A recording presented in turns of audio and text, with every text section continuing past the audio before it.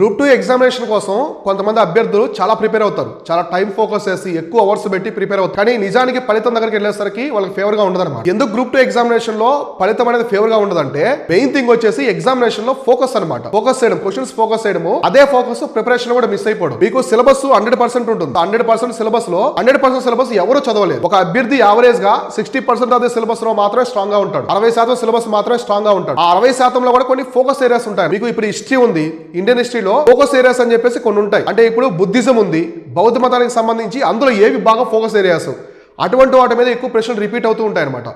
Examiner కూడా ప్రశ్న చేసేటప్పుడు ఆ బౌద్ధ మతంలోకి వెళ్ళినప్పుడు బుద్ధిజంలో వాటి మీద ఫస్ట్ ఫోకస్ ఉంటుంది అనమాట. ఇటువంటి ఫోకస్ ఏరియాస్ అన్ని కూడా మనం గ్రూప్ 2కి సంబంధించినటువంటి పర్సనల్ గైడెన్స్లో మనం ప్రొవైడ్ చేస్తాము. ప్రతి సబ్జెక్టుకి సంబంధించి, ప్రతి చాప్టర్కి సంబంధించి ఫోకస్ ఏరియాస్ మనం చెప్తాం గ్రూప్ 2 అభ్యర్థులకి. ఈ ఫోకస్ ఏరియాస్ చెప్పిన తర్వాతే మీకు షెడ్యూల్ ఇస్తాం. షెడ్యూల్ ప్రకారమే టెస్ట్ కూడా కండక్ట్ చేస్తాం గ్రూప్ 2 ఎగ్జామినేషన్ కోసం.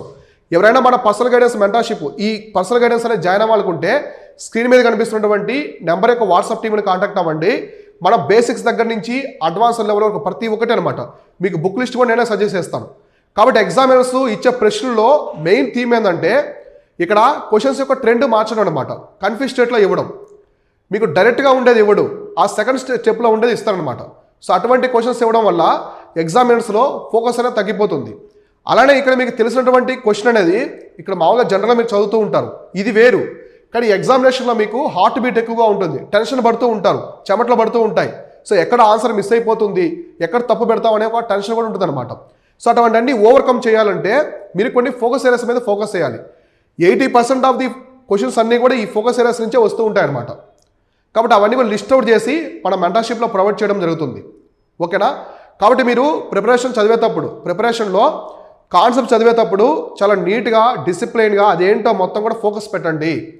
సో క్లియర్గా చదువుకొని దాని గురించి తెలుసుకున్న తర్వాత ఇంకో చాప్టర్కి వెళ్ళడము. ఎగ్జామినేషన్లో క్వశ్చన్ కూడా చాలా నీట్గా చదువుకోవాలి. 1-2 సార్లు చదువుకొని ఆన్సర్ చేయాలి. కొంతమంది క్వశ్చన్స్ తెలుసున్నా కూడా ఆన్సర్ చేయడంలో తప్పు పెడతారు. ఎందుకంటే టెన్షన్ వల్ల అనమాట. ఆ ఎగ్జామ్ సెంటర్ యొక్క టెన్షన్ వల్ల ఎక్కువగా ఇలాంటివి వస్తూ ఉంటాయి.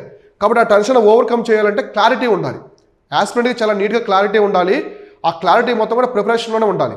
ఈ క్లారిటీ ఎలా వస్తుందంటే మీకు టెస్ట్ రాయడం వల్ల, టెస్ట్ బాగా అటెంప్ట్ చేయడం వల్ల క్లారిటీ వస్తుంది. ఆ టెస్ట్లో కూడా చాలా లాజిక్స్ ఉండాలి. మనం పెట్టే టెస్ట్లో చాలా వరకు లాజిక్స్ ఉంటాయి అనమాట. లాజిక్స్, ట్రిక్స్ ఉంటాయి. ఈ ట్రిక్స్, లాజిక్స్ అన్ని మీరు ఇక్కడే ప్రాక్టీస్ చేయడం వల్ల రేపు ఈజీగా మీరు అక్కడ ఆ టెన్షన్స్ అన్ని కూడా ఓవర్కమ్ చేయగలరు. కాబట్టి మీరు ఎవరైనా మెంటర్షిప్ అనేది జాయిన్ అవ్వాలనుకుంటే స్క్రీన్ మీద కనిపిస్తున్న నెంబర్కి కాంటాక్ట్ అయ్యి ఇప్పుడే జాయిన్